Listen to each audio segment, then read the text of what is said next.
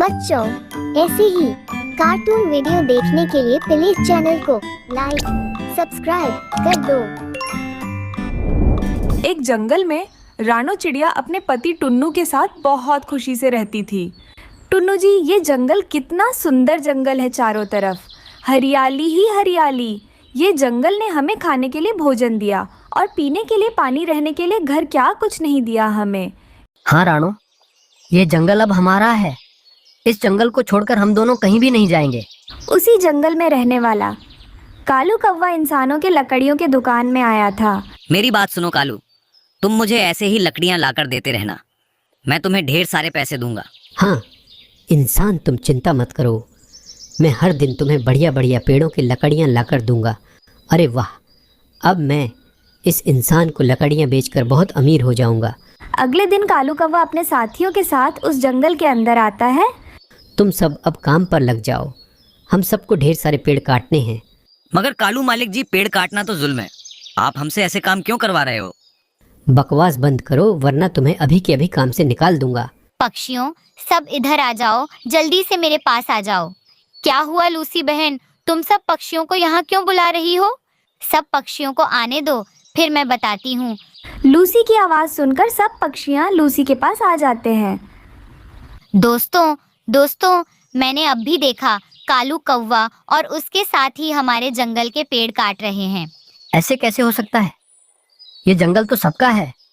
मैं अभी जाकर उस कालू कौवे से बात करता हूँ। नहीं टुन्नू जी, आप मत जाइए। कालू कौवा अपने साथियों के साथ है, वो हम पर हमला करेगा तो हम सब मर जाएंगे।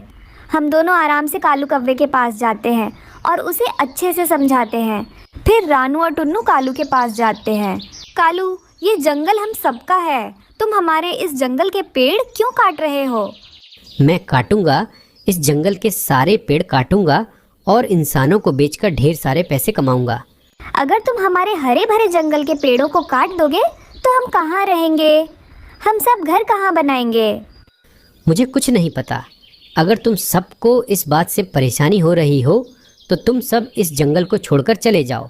फिर रानू और टुन्नू कालू से कुछ नहीं कहते, वो वहाँ से चले जाते हैं। टुन्नू जी, हम एक काम करते हैं, इंसानों की बस्ती में जाकर उस लकड़हारे से हम बात करते हैं। वो दोनों तुरंत इंसानों के बस्ती में आ जाते हैं और लकड़हारे से बात करने के लिए उसके पास चले जाते हैं। जाओ छोटे पक्षियों, यहाँ से जाओ, मुझे तो ढेर सारे लकड़ियाँ चाहिए, इसलिए मैंने कौवे से बात कर ली। तुम पक्षियाँ अपना अपना देख लो और जंगल छोड़कर चले जाओ। नहीं लकड़हारे, हम सब पक्षी हमारे जंगल को छोड़कर कहीं नहीं जाएंगे। मैं तुम्हें सबक सिखाकर रहूंगा। चलिए टुन्नू जी, हम यहाँ से चलते हैं, ऐसे मूर्ख इंसानों के पास दिल नहीं होता। फिर टुन्नू और रानू जल्दी से इंसानों की मुखिया के पास चले जाते हैं। माँ जी, हम सब पक्षी हरे भरे जंगल में खुशहाली का जीवन बिता रहे हैं। हमारे जंगल का कालू कौवा और इंसानों का लकड़हारा मिलकर पैसों के लिए हमारे जंगल के पेड़ काट रहे हैं। या मेरे होते हुए मेरे बस्ती के लोग ऐसा कर रहे हैं, जंगल के पेड़ काट रहे हैं। ऐसा मैं कभी होने नहीं दूंगी। जंगल पक्षियों का साझा है, उनका हक है कि वो जंगल में आराम से जिंदगी गुजारे। चिड़िया, मैं लकड़हारे से बात करूंगी कि कालू कौवे से लकड़ियां ना खरीदे। आपका बहुत बहुत धन्यवाद माँ जी। दूसरे दिन इंसानों की मुखिया लकड़हारे के पास जाती हैं। दुष्ट लकड़हारे, तुम जंगल से लकड़ियां काट कर पैसे कमा रहे हो। आज के बाद से तुम कालू कौवे के पास से लकड़ियां मत खरीदना, वरना तुम्हें मैं यहाँ से निकाल दूंगी। अच्छा, वो मुखिया जी, मुझे माफ़ कर दीजिए। आज के बाद से मैं कभी ऐसा नहीं करूँगा। वो थोड़े से पैसों के लिए मैं लालच में आ गया था, मुझे माफ़ कर दीजिए। इस तरह उस दिन के बाद से जंगल के सब पक्षी अपने हरे भरे जंगल में खुशी खुशी से रहने लगते हैं।